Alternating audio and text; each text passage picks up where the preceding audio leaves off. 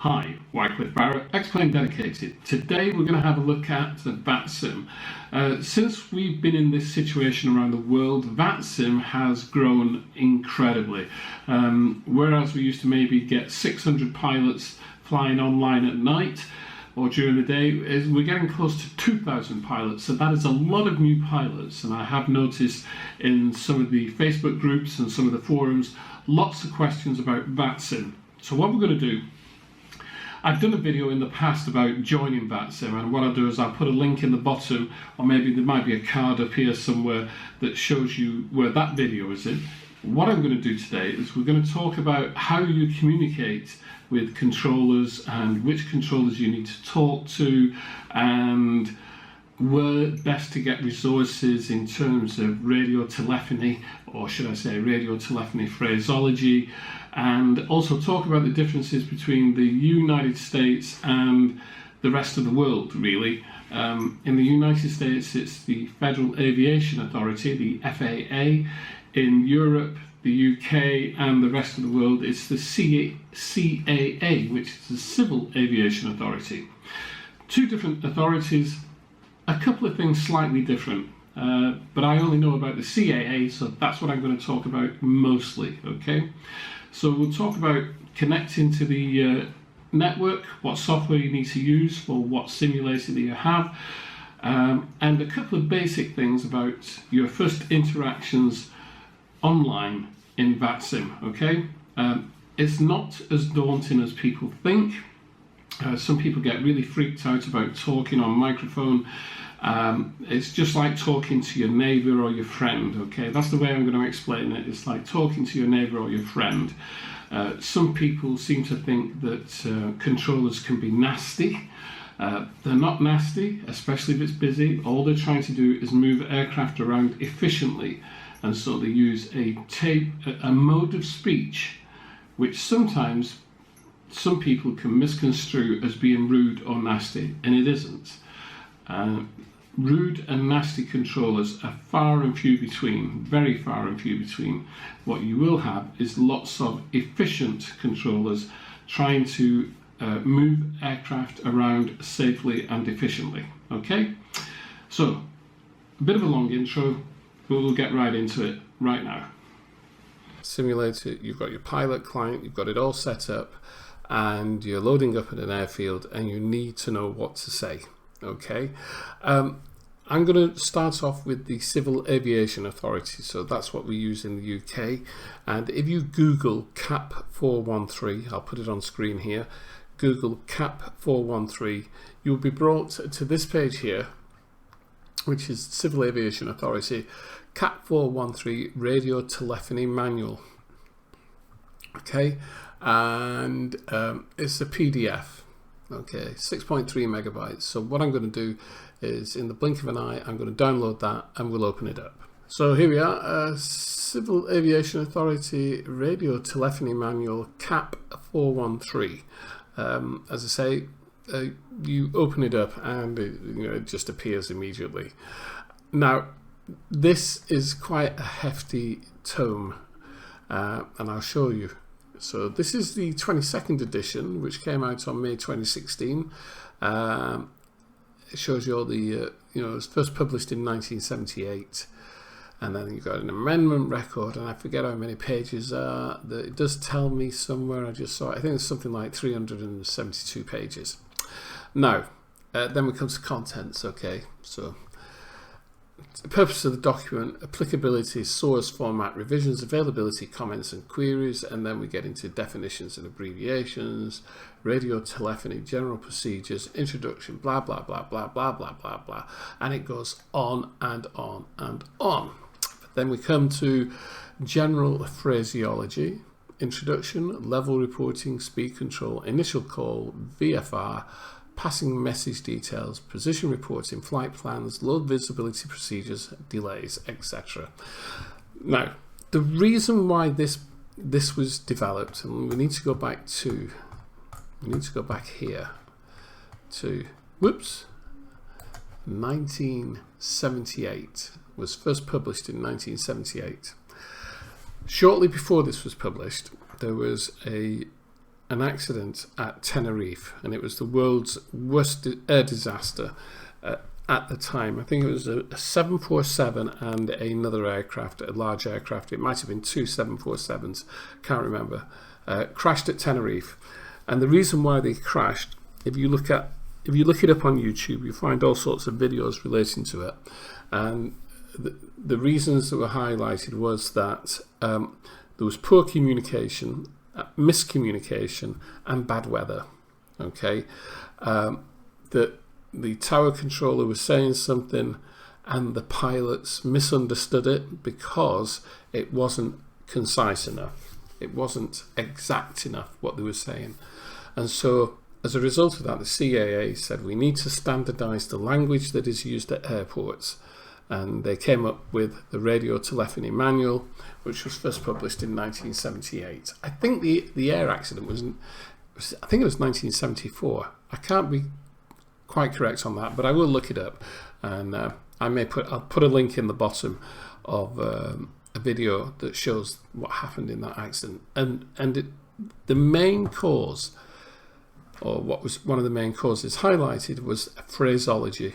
The phraseology that was being used was inconclusive, it was ambiguous, and that generally it was not well understood. Okay, it was not well understood. So this manual was put together, and as you can see, it's got loads of phraseology. You've got approach phraseology, so it tells you what you need to say. Now, I'm going to make this simple for you, and I'm going to take you direct to chapter 11. Because chapter 11 in this guide is a flight from beginning to end, and everything that should be said by you and everything that should be said by ATC. So I'm going to take you there, and we'll go through that so you can see exactly what it is that you're supposed to be saying. And this is for IFR flights, instrument procedural flights, IFR rules. Okay, so we'll be back in a moment with chapter 11. Here we are then, chapter 11, phraseology examples of types of flights. So it's got IFR flight. Okay, an example of an IFR flight from one major airport to another, and an example of a VFR flight from a provincial aerodrome to a landing site are given in graphic form in this chapter. Right, now when I first started, a long time ago, 2005, I printed the whole of Cat 413 off, and I used to have it in a ring binder. And whenever I was flying at night, and generally it was at night then, when I was flying, I would open the ring binder up at chapter 11, and I would go through this, right? An IFR flight. Of course, where it said certain things, I would change that in relation to the airport that I was at. And what I used to do was I used to fly the same flight time and time again. Every flight I did was the same flight, and it was Cardiff to Gatwick. Cardiff to Gatwick, Cardiff to Gatwick. I did that for 3 weeks, and then I changed it around, and I went from Gatwick to Cardiff, Gatwick to Cardiff for another couple of weeks, by which time I'd gotten into my head the kind of phraseology and when you need to talk, okay, and when you need to listen. Certain things you have to respond to, other things you don't have to respond to. Instructions you need to respond to, some clearances you need to respond to, instructions you need to respond to, but some things you don't need to respond to because a response is not required. Okay, and I used to have this open at chapter 11, and I would go through it as I was doing my flights. I would go through it. Okay, so here we are, startup approvals. So we're going to say we'll actually read what is here, okay, but you can put in your airport of choice. So like I say, I used to fly from Cardiff to Gatwick. So this is your first call. All right, now if you've got ground on, then you would call ground. In VATSIM we do something which is a top-down thing. If there is no ground controller on, but there's a tower controller, then you would call tower. If there's no ground or tower controller, but there's an approach controller, you would call approach, and they would give you your clearance, etc. Okay, so your first thing you say when you're on the ground, you First of all, you tune into the frequency and you listen first, just to make sure that nobody's talking, all right? Don't forget that all radio communication is a two-way communication. You will say something, the controller will respond, or the controller will say something to you and you will respond. Okay, so it's always advisable that when you first load up and you tune your radio in, listen, make sure nobody's talking, and then key your button, start and ground, Big Jet 347, a radio check 118.3. Okay, so basically you're asking for a radio check and that's the frequency you're using. Station calling starts and ground, say again your call sign. Starts and ground, Big Jet 347, radio check 118.3. Big Jet 347, start and ground, readability 5. Ground, Big Jet 347, stand 24, information Bravo, QNH 1011. It says here requesting startup, but if you're a Big Jet, you would not be requesting startup, you would be requesting clearance. Okay, so you'd be requesting clearance. Big Jet 347, clearance is you're cleared to wherever. Okay, so I think they've got this bit a little bit the wrong way around, because normally you would get your clearance and then you would only start up when you're ready to push.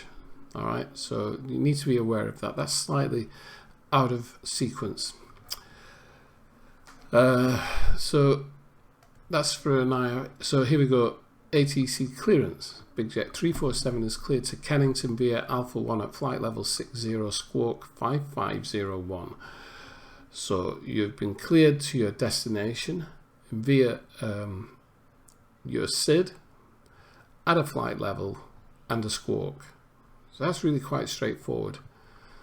All right, you respond, cleared to Kennington via Alpha 1 at flight level 60 squawk 5501, Big Jet 347. Big Jet 347 correct. That is it. Okay, so you've been given your clearance. The word cleared is introduced. A full readback of a clearance is required. So when you're given a clearance, you've got to read back everything. All right. Pushback and taxi. Ground, Big Jet 347 requests pushback. Now, depending where you are, mostly in the UK, you would say request push and start. Okay. Big Jet 347 push and start approved. Okay. Approved is used, not cleared. Right. So you've pushed back. Ground, Big Jet 347, information Charlie, QNH 1011, request taxi. It's very rare that you would hear somebody repeat that bit, information Charlie, QNH 1011, but you would hear ground, Big Jet 347, ready to push and start, or request taxi, sorry. And then you would be given your clearance to taxi and the route that you would take to taxi, okay? Big Jet 347, taxi holding point, Golf 2, runway 24. Now that's a straightforward taxi straight to Golf 2, but you may be given instructions such as taxi to holding point Golf 2 via Alpha, hold short, Bravo, Big Jet 347. You would repeat that at 347, taxi holding point Golf 2, hold short, Bravo. And then when you get to Bravo, you'd request, or maybe you'd be told where to go. So this is, I always found chapter 11 fascinating. It's easy to go through. You can't go wrong. You see a picture of a big plane, that's what you say. See a picture of the tower, that's what they say back to you. Okay. So I always say to people, read Cat 413 because it's got everything in there. If we go back a bit, it's actually got a whole table of phraseology that you use. So we'll have a look at that. So I've jumped back to chapter 4 here, and it says aerodrome phraseology. Aerodrome control service phraseology. Concise and unambiguous phraseology used at the correct time is vital to the smooth, safe and expeditious running of an aerodrome and associated ATZ. It is not only the means by which instructions and information are passed, but it also assists pilots in maintaining an awareness of other traffic in their vicinity, particularly in poor visibility conditions. That is it. That's all ATC is about. Calm, efficient movement of traffic. So in this chapter, you've got all of the phraseology required. If you're doing VFR circuits, there's your phraseology, and so forth and so on. Standard overhead join procedure here for VFR traffic, and then departure information and starting procedures, as we've already highlighted in chapter 11, are shown here. All of your phraseology, pushback and power back. We don't use power back so much here in the UK. Power back is when you put your engines into reverse thrust and do that. Don't see it that often here. You might see it in the US a little bit, but not so much here in the UK. And everything is here. Cat 413 is your Bible, and I would suggest that you download it and read it. I read it from cover to cover, but chapter 11 is where you really need to go. Okay, so that is radio telephony manual for the UK, Europe, and the rest of the world. We need to find out what they're using in the US, so stand by. I quickly found this, which is AIM, Air Navigation Manual. And section 2 is radio communications phraseology and techniques. And it's more or less the same as the CAA, but there's slightly different words, for example.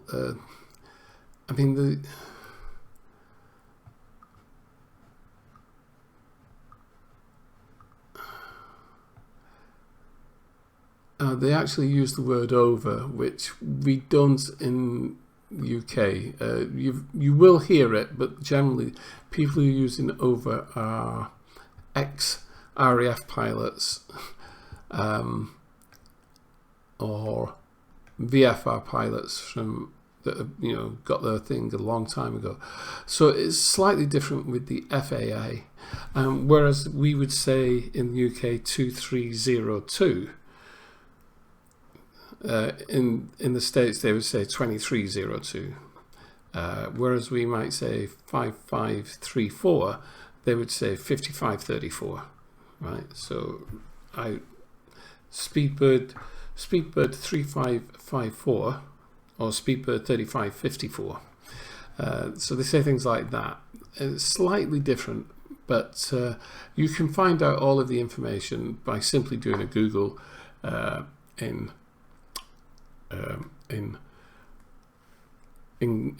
Google. Do a search for FAA. Sorry, I lost my train of thought. I just came across this here. This is phonetic alphabet Morse code.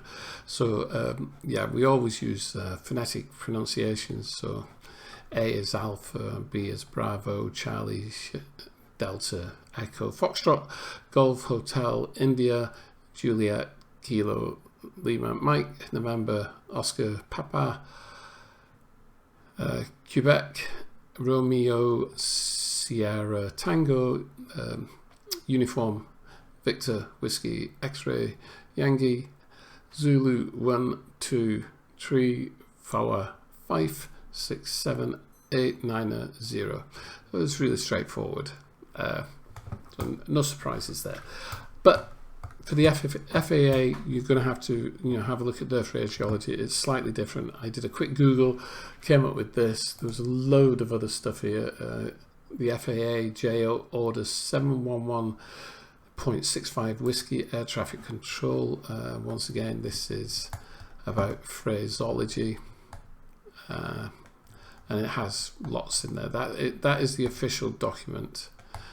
Okay, that is the official radio telephony document in the US. So it's FAA JO orders 7110.65 Whiskey Air Traffic Control phraseology guide.